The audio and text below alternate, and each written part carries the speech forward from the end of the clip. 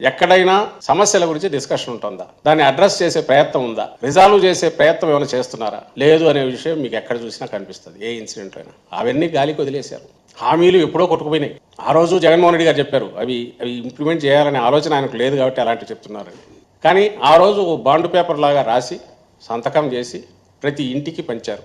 ఇదిగో మీ ఇంటికి ఇంతమంది పిల్లలు ఉన్నారు, మీ తల్లి తండ్రి ఇంతమంది పిల్లలకు మీకు ఈ పథకాల కింద 2,50,000, 3 లక్షలు, 5 లక్షలు డిపెండింగ్ బట్టి ఇచ్చారు. ఆ రోజు నుంచి ఎందుకు ఈరోజు బకాయిలతో మేము అడిగామంటే నువ్వు బాండ్ పేపర్ మీద సంతకం చేసి ఇచ్చావు కాబట్టి, ఇంటింటికి నువ్వు ఇదిగో నేను మీకు ఇంత ఇస్తున్నానని హామీ పత్రం ఇచ్చావు కాబట్టి, దాన్ని అడ్డంగా ఉల్లంఘించినావు కాబట్టి ఈరోజు ఆ కుటుంబాలన్నిటికీ, ఏ కుటుంబాలైతే అర్హత ప్రాతిపదికగా శాచురేషన్ బేసిస్ మీద, అది రైతులైతే 50 లక్షలు, పెన్షనర్లు అయితే 67 లక్షలు, విద్యార్థులైతే ఆయన లెక్క ప్రకారం అందరికి ఇస్తారు కాబట్టి 80 లక్షలు ఎంతమంది వస్తారు. సో మిగిలినవన్నీ కూడా అవన్నీ ఇవ్వాలి. నేను అంతగా నంబర్స్ కూడా ఎందుకు చెప్తున్నానంటే పెన్షనర్లు 4 లక్షలు కట్ చేశాడు ఆయన.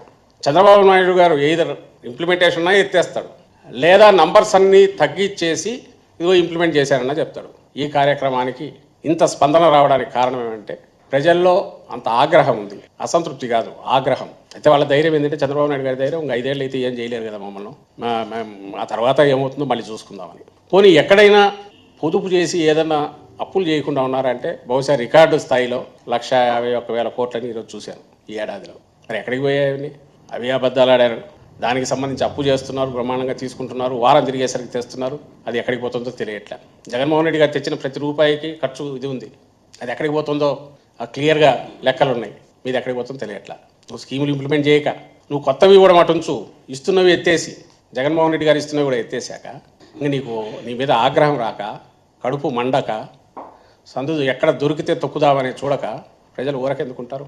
దానికే మేము ఇచ్చిన పిలుపుకు ఆ స్పందన వచ్చింది. కానీ దాన్ని ఆపాలని చూశారు.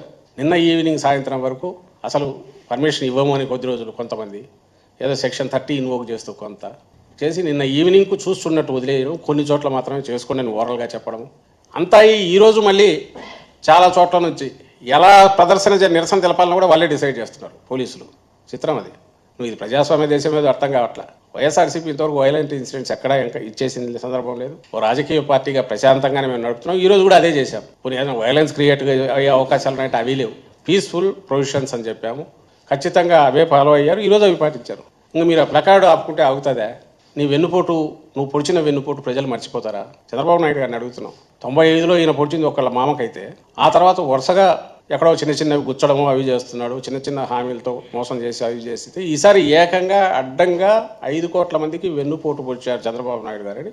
గ్యారంటీగా, అంటే ఎలాంటి ఇది లేకుండా చెప్పగలిగిన అర్హత సాధించుకున్నాడు ఆయన. అదే చెప్పాము. అది ఈరోజు పెడితే రెస్పాన్స్ ఇంతగా వచ్చింది. నువ్వు నిరసన ప్రదర్శనకు నువ్వు అలౌ చేయడం అనేది, నువ్వు అలౌ చేయడం కాదు, అలౌ చేయకుండా ఉండడానికి రీజన్ ఏదైనా ఉంటే అది చూపాలి. లేకపోతే ప్రజాస్వామ్యంలో అది కనీస హక్కు.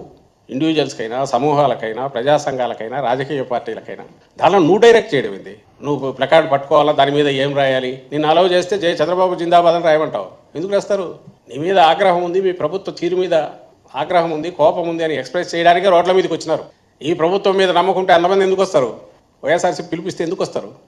ఇప్పుడు బాగుందిలే, ఇప్పుడు మనం పోయినా ఎవరు ఏది ఉండదని రారు. నువ్వు చేయలేకపోయినావు. నీ 3 ఏళ్ళు నువ్వు అసలు మీ నాయకులు లేరు ఇక్కడ, తెలుగుదేశం పార్టీ నాయకులు 19-24 మధ్య.